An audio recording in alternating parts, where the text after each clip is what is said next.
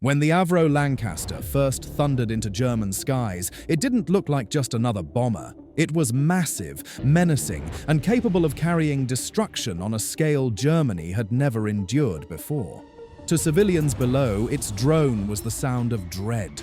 To Luftwaffe pilots, it was a target that refused to die. What Germany thought of the Lancaster reveals a shocking story of fear, adaptation, and inevitability. First sightings, the British giant in the sky. When the Lancaster first appeared over occupied Europe, many Germans didn't know what to make of it.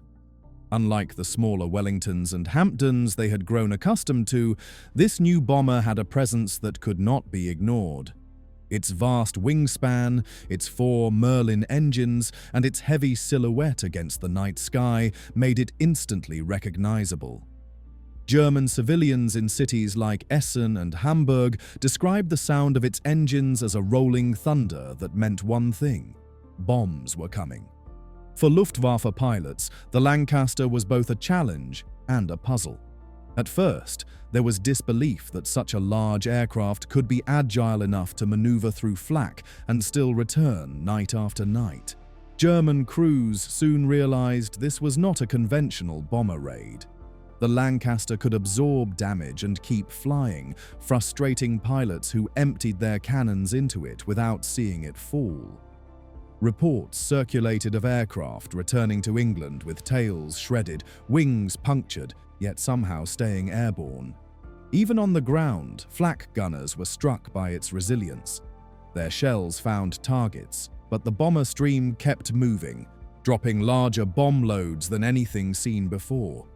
To the average German observer, the Lancaster looked less like an airplane and more like a force of nature, a machine that marked a turning point in the air war.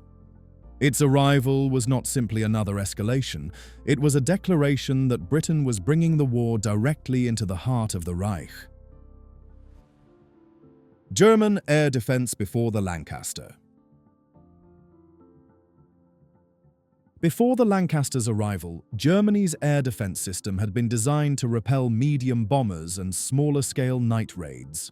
The Luftwaffe relied on an integrated system of radar stations, night fighter squadrons, and flak batteries that had proved effective against earlier RAF aircraft.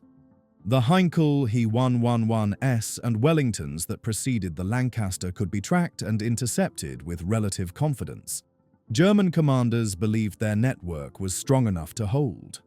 The Luftwaffe's night fighters, such as the Messerschmitt Bf-110 and the Junkers Ju-88, had been adapted into hunter-killers with radar assistance. Their role was to slice through bomber streams and scatter formations before bombs fell. Flak units covered industrial regions and major cities, blanketing the skies with exploding shells calibrated for altitudes around 20,000 feet. To most German civilians, this defense seemed reassuring. They believed the Reich's skies were secure, but cracks had already begun to show. Allied raids were growing in scale, and losses were mounting among experienced Luftwaffe pilots. The attrition of the Eastern Front drained resources desperately needed for homeland defense. Fuel shortages limited training, leaving new recruits underprepared. Radar coverage was patchy, with blind spots that bombers exploited. Even the vaunted flak units sometimes fired blindly, expending thousands of shells with little effect.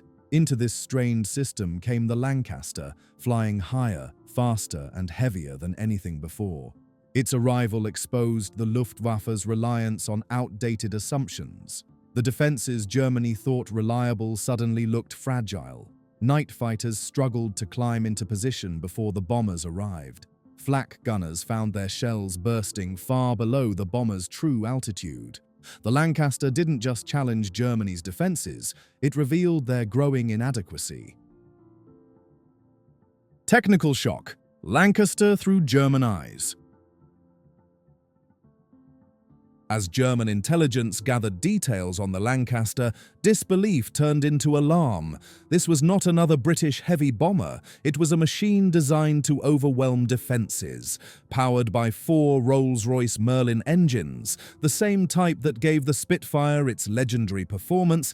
The Lancaster could reach speeds over 280 miles per hour while carrying an unprecedented bomb load. Its normal payload of 14,000 pounds already eclipsed anything in German service, but with modifications, it could haul the massive 12,000-pound tallboy and even the 22,000-pound Grand Slam. To German strategists, this was a nightmare. Factories, oil refineries, and rail yards once thought beyond serious damage could now be obliterated in a single raid. The bomber's long range allowed it to strike deep into the Reich, reaching Berlin, Munich, and even the industrial centres of Silesia. The Lancaster turned distance into irrelevance. More disturbing was its rugged design. Luftwaffe reports told of Lancasters returning home riddled with bullet holes, wings shredded, engines ablaze, yet still landing safely in England. Unlike German bombers, which crumpled under sustained fire, the Lancaster absorbed punishment and kept flying. This resilience demoralized pilots who risked everything to bring one down only to watch it vanish into the night. German civilians soon realized the implications. Entire cities could be reduced to rubble, not through scattered raids, but through systematic bombardment. The firestorms of Hamburg in 1943, fueled by Lancaster bomb loads, became proof of its devastating capacity. For Germany, the Lancaster was no longer just another enemy aircraft. It was a symbol of Allied industrial might, a harbinger of destruction that technology and courage alone could not stop. Early engagements, testing the Reich's defences. The Lancaster's first major raids over German soil in 1942 and 1943 immediately tested the strength of the Reich's air defences.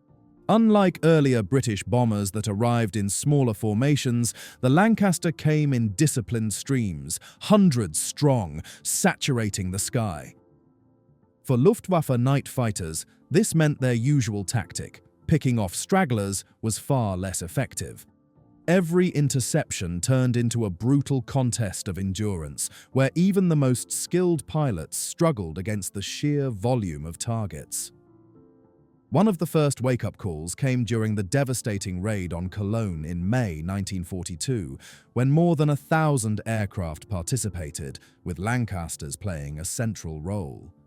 Though losses were taken, the damage inflicted on the city was undeniable. German commanders were stunned. Their anti-aircraft batteries had fired tens of thousands of shells, but the formations pressed on, dropping payloads that dwarfed anything seen before. In Hamburg, the scale was even more shocking. Operation Gomorrah in 1943 saw Lancasters unleashing a torrent of incendiaries that created a firestorm, consuming entire neighborhoods. Civilians who had once placed their faith in flak guns and night fighters realized those defenses were powerless. The Lancaster not only reached the heart of German cities, it left behind destruction on a scale previously unimaginable.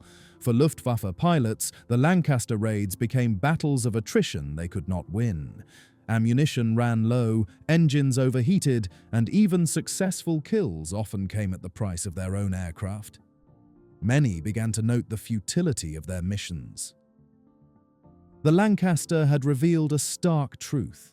The Reich's defences, once thought formidable, were fragile when confronted with an enemy bomber designed for endurance, resilience, and relentless attack. Tactical adaptations, desperate countermeasures. Faced with the unrelenting Lancaster threat, Germany scrambled to adapt. Standard tactics quickly proved inadequate. Conventional night fighters could climb and intercept, but their chances of survival against dense defensive fire were slim. In desperation, engineers developed radical solutions.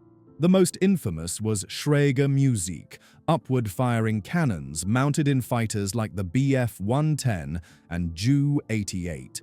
These allowed pilots to attack from below, a blind spot for Lancaster crews.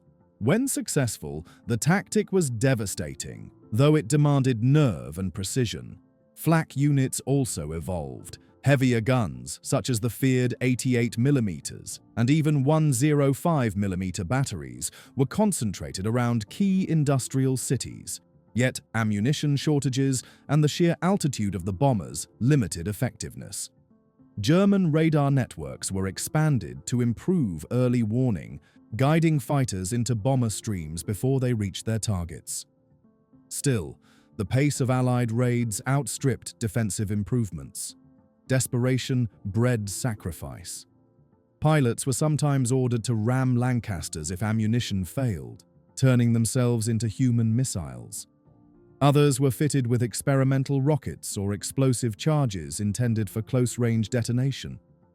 These tactics inflicted occasional damage, but at an enormous human cost. For every Lancaster destroyed, multiple Luftwaffe pilots were lost. Night fighting aces like Heinz Wolfgang Schnaufer became legends for their successes against Lancaster formations, but even their victories were Pyrrhic. The bombers kept coming in ever larger waves, and no amount of skill could stem the tide. Every adaptation felt like buying time rather than regaining control. Ultimately, Germany's countermeasures revealed both ingenuity and desperation. The Lancaster forced the Luftwaffe into a defensive war it was not built to sustain.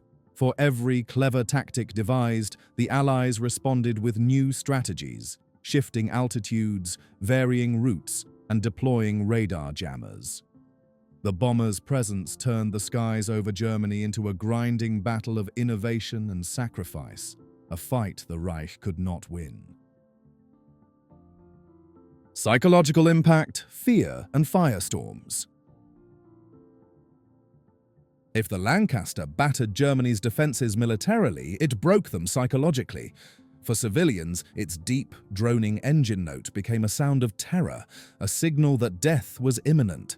Entire cities braced each night for the inevitable sirens, scrambling into shelters that offered little real protection. The raids were not occasional nuisances. They were systematic, devastating, and relentless. The firebombing of Hamburg in July 1943 brought the reality into sharp focus.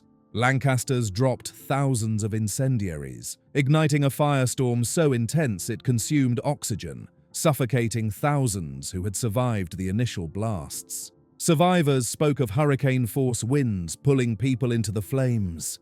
From that night onward, the Lancaster was no longer just a machine, it was a harbinger of annihilation. For Luftwaffe pilots, the psychological toll was equally severe. They were ordered into hopeless battles, climbing into the darkness, knowing the odds of survival were slim. Accounts describe the frustration of watching bombers shrug off their attacks, limping home despite gaping holes and burning engines. Each mission was a reminder that Germany was falling behind in both technology and numbers. Morale across the Reich plummeted.